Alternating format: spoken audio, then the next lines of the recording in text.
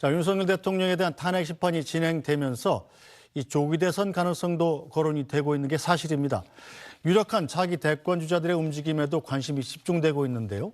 이재명 대표는 어제 오후에 당을 향한 비판을 이어오던 김경수 전 경남지사를 만났습니다. 어떤 이야기가 오갔을까요?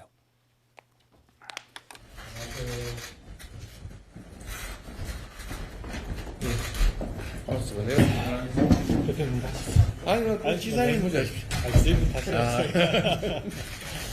네, 우리 지사님 다시 이렇게 국회에서 만나 뵙게 돼서 정말 반갑고 다행입니다. 다시 당으로 돌아오신 우리 김경수 전 지사님 복당을 진심으로 환영합니다. 고맙습니다. 백지장도 맞들면 낫다는데 우리 지사님의 지적이 완벽하게 옳습니다.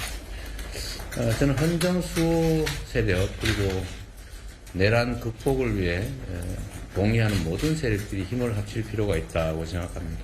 김대중 대통령께서는 자신을 죽이려고 했던 세력과도 손을 잡고 첫 번째 정권 교체를 이루어내신 바 있습니다. 다른 목소리를 용납하지 않는 극단과 배제의 논리는 반드시 극복되어야 합니다. 팬덤 정치의 폐해도 극복해야 됩니다.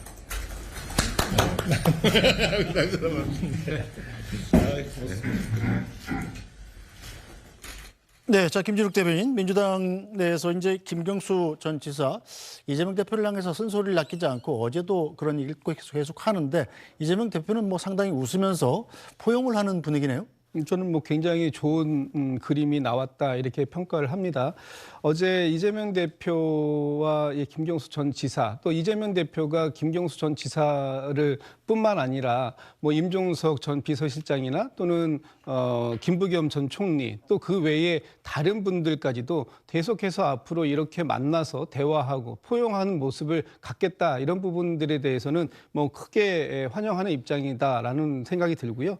또 이 포용하고 확장해라, 그리고 그것을 단합해서 이 지금의 내란을 극복하고 정권 교체까지 함께 손잡고 나아가자 하는 모습에 대해서 아마 모든 분들이 공감하는 부분일 것이다. 그 부분에 있어서 약간의 방법론은 좀 달리할 수 있을지 모르겠지만 이 뜻은 하나로 뭉쳐진 것이 명확하기 때문에 앞으로 그런 방식의 이 통합, 이런 부분들은 계속해서 진행될 것이다 보고요. 네. 어제는 이제 아마 이 큰 갈래가 좀 타진 부분이고, 네. 세부적으로 앞으로 이제 더 많은 대화가 필요하겠죠. 그런 대화를 속에서 더 많은 사람들이 함께 할 수 있는 그런 공간은 열리지 않을까라는 생각이 듭니다. 네, 자, 김기욱 대변인은 어제 이재명 대표와 김경수 전 지사의 만남 어떻게 보셨습니까?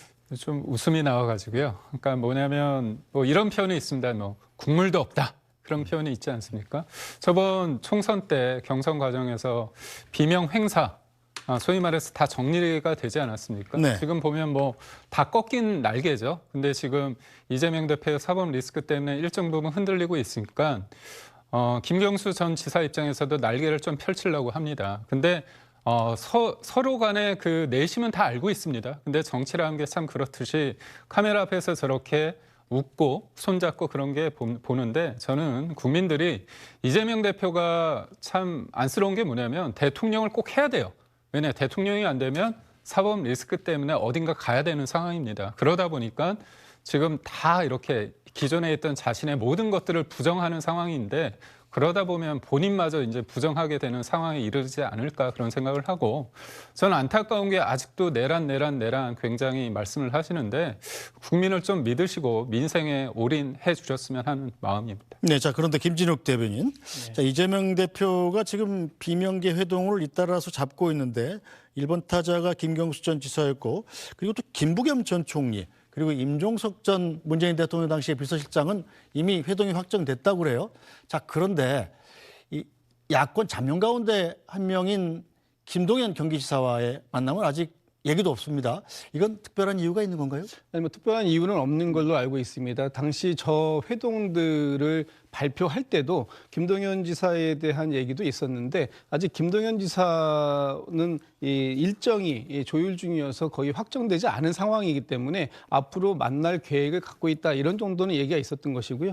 지금 이제 김부겸 전 총리나 임종석 전 비서실장 같은 경우에는 어느 정도의 일정들이 조율이 어느 정도 됐다라고 제가 들었기 때문에 아마 뭐 굳이 김동연 전 지사 지금 그 경기도지사를 제외하고 만남을 피할 이유도 또 없을 뿐더러 네. 또 당연히 만나서 힘을 합쳐야 할 대상이기 때문에 뭐 저는 지금 이 발표에서 김동연 지사와의 일정이 나오지 않았다고 해서 그것이 큰 문제다 이렇게 생각하지는 않습니다. 네, 저 박지론 논술위원. 네.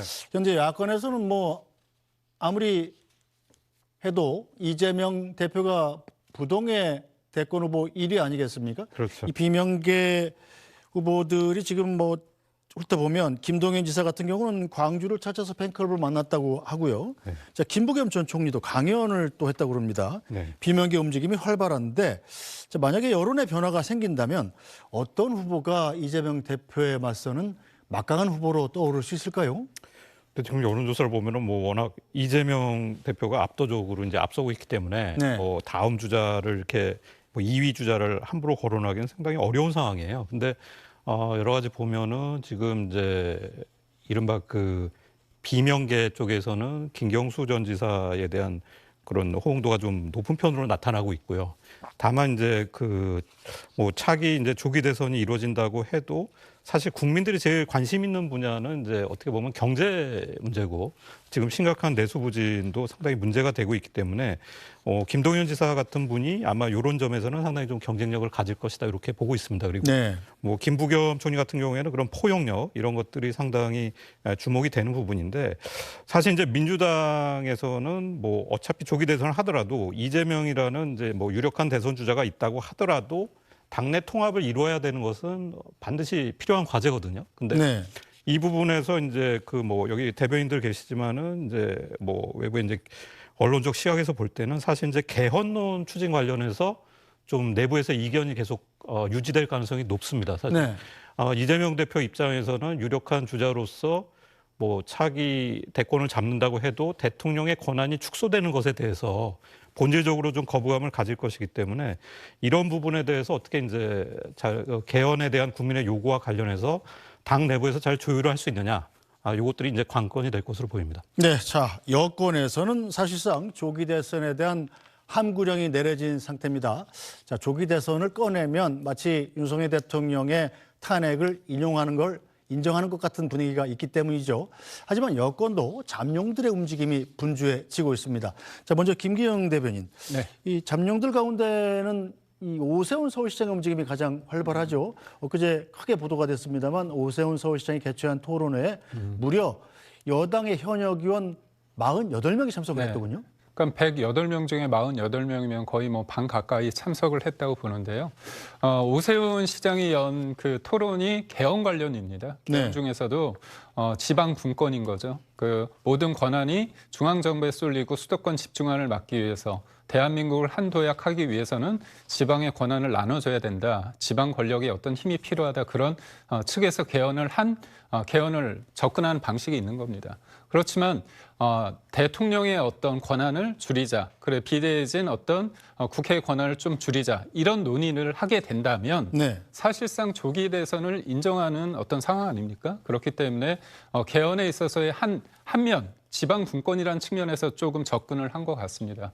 근데 오세훈 시장 입장에서는요, 만약에 대통령이 저는 인용이 되지 않고 기각되기를 바랍니다. 하지만 만약에 플랜 B로서 조기 대선이 이루어진다고 한다면 제일 중요한 거는 중도 보수 입장에서는 구도를 단순화하는 게 굉장히 중요합니다. 네. 1대1 대치를 했을 때 경쟁을 했을 때 누가 이재명 대표를 이길 수 있는가 봤을 때 저희가 설 명절 즈음에 여러 가지 여론조사에서 오세훈 시장이 두각을 보였거든요. 그렇다면 오세훈이라는 사람이 확장성이 있다는 부분에 대해서 중도나 보수, 국민의힘 지지자들 사이에서, 의원들 사이에서 뭔가 그런 가능성을 엿봤다고 볼 수 있습니다. 그러니까 권력이라는 건 실체적 권력도 있지만 주변 사람들이 국민들이 봤을 때 힘이 있다고 느낄 만한 상황이 연출됐을 때 힘이 모아지는 거거든요.